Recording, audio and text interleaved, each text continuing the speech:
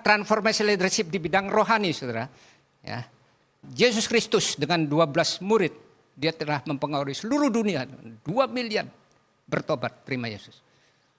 Penduduk dunia sekarang 8 miliar, saudara. Ya, masih tinggal 6 miliar lagi. Luar biasa transformasi. Ya, tapi kalau orang yang duduk manis, diam, tidak mau pergi, saudara, tidak akan berubah hidupnya. Saya berani taruhan. Ya. Orang malas, ya, tidak akan berubah. Yesus berkata, datanglah kerajaanmu, jadilah kehendakmu di bumi seperti di sorga. Banyak kita sering khotbah keselamatan-keselamatan membawa manusia dari bumi ke sorga. Puji Tuhan itu baik. Tapi kita khotbahkan juga, saudara, sistem kerajaan sorga. Kerajaan Allah di sorga hadir di bumi. Yesus berkata, sistemnya, saudara, yang kita tiru. Apa nih Yesus sehingga berhasil bisa membawa orang 2 miliar dolar. Sistemnya apa? Yesus berkata, aku telah memperbolehkan engkau di bumi dengan jalan menyelesaikan pekerjaan yang kau berikan padaku untuk melakukannya. Kehendak Tuhan, itu saudara. Sistemnya itu. Ya. Kalau dalam bahasa kamus KBBI, apakah sistem? Sekumpulan elemen yang saling terkait atau terpadu yang dimaksudkan untuk mencapai suatu tujuan, saudara. Nah, itu saudara. Jadi kita fokus kepada tujuan mengembangkan kerajaan Allah. Dibesarkan di bumi, mumpung kita masih hidup. Jangan sampai kita tunggu mati dulu, saudara. Ya, kalau mati dulu udah nggak keburu. Ya. Menggenapi perintah Tuhan Yesus Kristus dengan menghadirkan sistem kerajaan Allah di bumi, yaitu dengan kingdom paradigm. Kingdom paradigm itu, saudara, terdiri king ada kerajaan, yaitu Yesus Kristus. Dem itu domination atau kekuasaan. Jadi kingdom artinya perluasan kerajaan wilayah Allah di bumi. Disebut ekspansi, saudara. Saya setuju dengan full gospel. Ekspansi. Buka lagi. Saya dengar 8.000 chapter di seluruh Indonesia. Itu namanya ekspansi, saudara. Ya, membuka kingdom, kerajaan Allah. Datanglah kerajaan bumi, jadilah kehendakmu di bumi. Ya, jadi jangan saudara tanya, kok buka lagi. Memang itu begitu tugas Tuhan itu. Ya, saya juga kagum sama Insinyur Niko Nyoto Raharjo, terbesar 1.000 cabang di seluruh Indonesia, GBI. Karena dia tahu bahwa inilah tujuan Bapa di sorga. Ya, untuk menghadirkan di bumi ini kingdom. Ya. Apa paradigm? Perubahan. Ya. Roma 12 ayat 2. Janganlah kamu menjadi serupa dengan dunia ini, tetapi berubahlah oleh pembaharuan budimu, sehingga kamu dapat membedakan manakah kehendak Allah, apa yang baik, yang berkenan pada Allah, dan yang sempurna. Yang berkenan kepada Allah dan yang sempurna.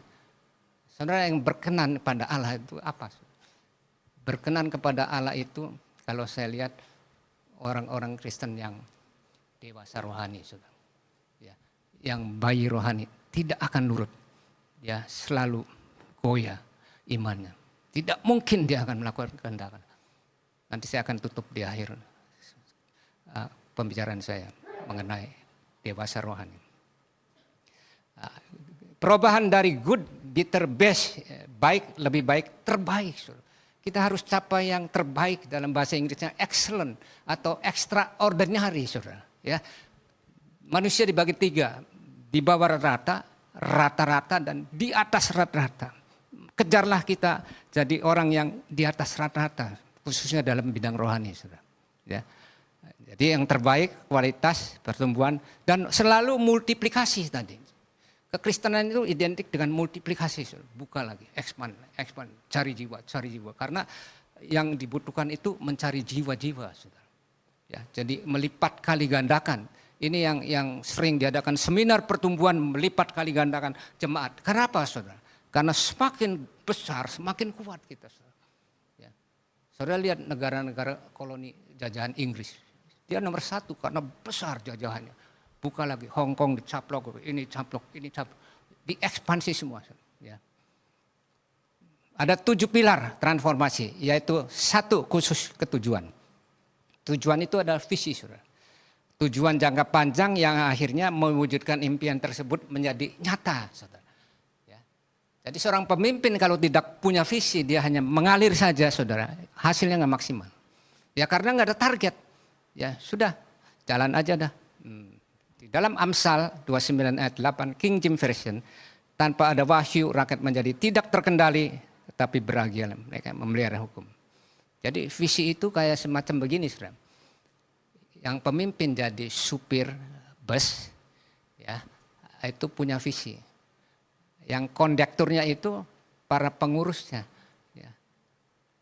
Sekretaris, bendahara umum, dia membawa anggotanya, ayo Bapak grogol, tahu nggak? Nah, kalau seandainya pemimpinnya, drivernya dengan kondekturnya nggak sehati, saudara, ya penumpangnya nggak ada masuk, saudara. Amin, saudara. Ribut terus di dalam, ya, tidak memberitakan Injil tapi ribut, ya nggak ada yang masuk. Anggotanya, chapter nggak dibuka, brosur nggak dijalankan, radio nggak masuk, TV nggak masuk, sepi, saudara. Nah, itu visi kekuatan, ya. Jadi harus antara pemimpin dengan anggotanya, dengan pengurusnya bersatu. Ya. Umpama ini ada satu mission care, ya. Ini Peter Condro 25 tahun yang lalu ngomong sama saya, Pak Gunadi kasih aja pendeta-pendeta kecil 300.000 per bulan selama setahun. Saudara akan diberkati karena ini hukum Tuhan. Siapa yang memberi akan diberi, siapa yang tidak memberi akan kekurangan. Konsep ekonomi manusia memberi makin habis. Konsep ekonomi Allah memberi makin ditambah. Benar, saudara, sampai sekarang saya telepon ketuanya Pak Yunus Timotius, kebetulan orang CMC juga di Bandung. Jalan Pak Gunadi, tiap bulan ada sumbangan 30 juta, 40 juta, nonim. Enggak masuk di akal. Itulah, saudara, sebuah visi kerajaan Allah, ya. Jangan takut. Nah, bahkan ini si Mires berkata, tragedi besar dalam hidup ini bukanlah kematian tapi kehidupan tanpa tujuan, saudara, selama masih di bumi, ya. Jadi pikirkanlah visi itu. Nah, baru sekarang diuber dengan misi, saudara. Pernyataan program kerja atau standar opini yang harus dilakukan, membuka cabang-cabang, ya. Kedua, komitmen, siap hadir dan pantang menyerah terhadap keadaan dan situasi apapun, ya. Barang siapa setiap perkara kecil, ya setiap dalam perkara besar. Jadi jangan dianggap remeh, saudara. Event-event begini itu walaupun kecil tapi dampaknya besar. Ini butuh orang-orang yang komitmen di dalam kepengurusan CMC Women DKI. Yang ketiga, kompetensi, orang yang ahli pendidikan yang mampu, cerdas, saudara, ya. Alkitab juga berkata, cerdik seperti ular dan tulus seperti merpati. Jadi tempatkanlah pengurus-pengurusnya itu orang yang cerdas, ya. Kerja keras plus kreatif itu seperti begini, ya. Ada ibu-ibu jualan pepaya, semangka, ya. Setahun, 2 tahun, ya lakunya biasa-biasa aja. Dia tidak cerdas, dia kerja keras plus rutin. Pagi buka, sore tutup. Suatu ketika di sampingnya, karena itu kios, ya boleh saja jualan, ada datang lagi ibu-ibu yang kreatif. Sama jualannya, pepaya, semangka, apa. Tapi ditempelin, saudara, dengan label. Pepaya ini higien, sehat, bebas pestisida, dijamin 100% halal. Wah, orang yang membeli itu, terus ditambahin lagi, beli 2 dapat 1. Itu buy to get one. Nah, akhirnya pembeli datang sini, wah mendingan milih sini dong. Ini dijamin kesehatannya, bebas pestisida, ya. Terus udah gitu beli 2 dapat 1. Lama-lama yang sebelah kiri tutup, saudara, ya, karena dia kerja keras plus rutin, pergi pagi, pulang petang, penghasilan pas-pasan, potong pinjaman, langsung pingsan. Nah, tapi yang kerja keras plus kreatif, saudara, wah dia dapat income terus, laris dagangannya. Karena ini, saudara, ya, Mark Zuckerberg pada tahun 2010 datang ke Jakarta. Ketemu sama Pak Hari Tanusudibyo. Pak Hari bilang, sahamnya waktu itu 10.000. Ditawarkan, Pak Hari bilang, mana mungkin ini kok bisa begini. Coba, tapi dia ulet, saudara, kreatif. Sekarang, wah, 4.000 triliun, saudara. Bayangin coba. Karena apa? Kreatif, saudara. Jadi sekarang ini modelnya kreatif. Ada 3 unsur yang kreatif. Yang pertama, berdaya tarik. Saudara punya produk harus punya daya tarik dulu. Apakah itu kuasa Roh Kudus, kesembuhan ilahi, pengusiran setan, ya, membangun keluarga bahagia, hidup kekudusan. Kedua adalah berdaya guna, berguna, bermanfaat bagi anggotanya. Dan yang ketiga adalah berdaya tahan selama-lamanya. Yang manusia bikinan hanya sementara. Hanya Tuhan Injil yang bertahan sampai selama-lamanya. Amin saudara. Nah, ikuti saya 3 biji. Yang pertama apa? Berdaya tarik. 1, 2, 3. Berdaya tarik. Yang kedua berdaya guna. Yang ketiga berdaya tahan. Itulah saudara. Ya. Jadi bikinlah produk yang itu. Yang keempat karakter. Tulus. Bersedia menolong tanpa berharap balasan atau imbalan. Ini saudara. Kalau saudara transaksional, gua datang ke sini transportnya 30.000. Ngapain ke sini? Jangan diangkat saudara, pengurus-pengurus gitu. Saya pernah ngikut satu organisasi, ya presiden lah, duduk di samping saya, ada kolektor. Dia nggak masukin, terus saya tegur, loh kamu kenapa nggak masukin? Kamu kan presidennya. Ya saya kan penghematan Pak, coba bayangin. Presidennya aja nggak mau kasih kolektor, bagaimana anak buahnya? Yang kelima, ini saudara pemberiannya. Tadi kan saya bilang, beri sajalah waktu, pikiran, daya, dana, nanti Tuhan akan. Saudara itu memberi juga bukan dengan uang saja loh, ya. Memberi ini dengan karakter.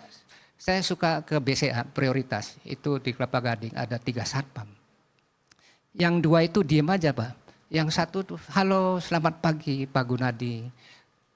Dia tuntun saudara, buka lift sampai ambil itu kasir, sampai mau ke customer service apa ke teller. Waduh, ini orang memberi saudara. Akhirnya minggu depan saya datang lagi, begitu lagi saudara. Yang 2-nya diem aja.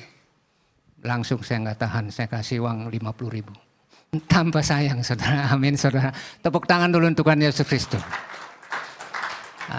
Jadi saudara nggak usah memberi dengan uang, memberi dengan teladan, rendah hati, senyum, ya. Terutama para aser saudara, sehingga orang jadi kesenangan saudara. Ya. Contoh, Ibu Grace Natali pernah bilang, di Indonesia khususnya ada satu desa, Priok, ada rumah kecil, 2x2. Tempat tidurnya di situ, WC-nya di situ, makannya di situ, belajarnya di situ. Anaknya 2 di situ, saudara. Bayangin. Andai kata nih, saya datang ke situ, anaknya yang masih kecil-kecil, umur 12, saya kasih beasiswa, saya kasih uang.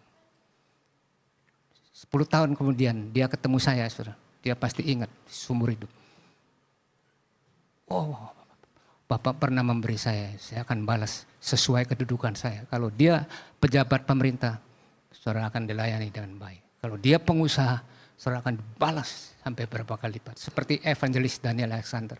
Dia beri itu orang dari penjara, dia didik, dia sekolahin. Sekarang dia jadi konglomerat.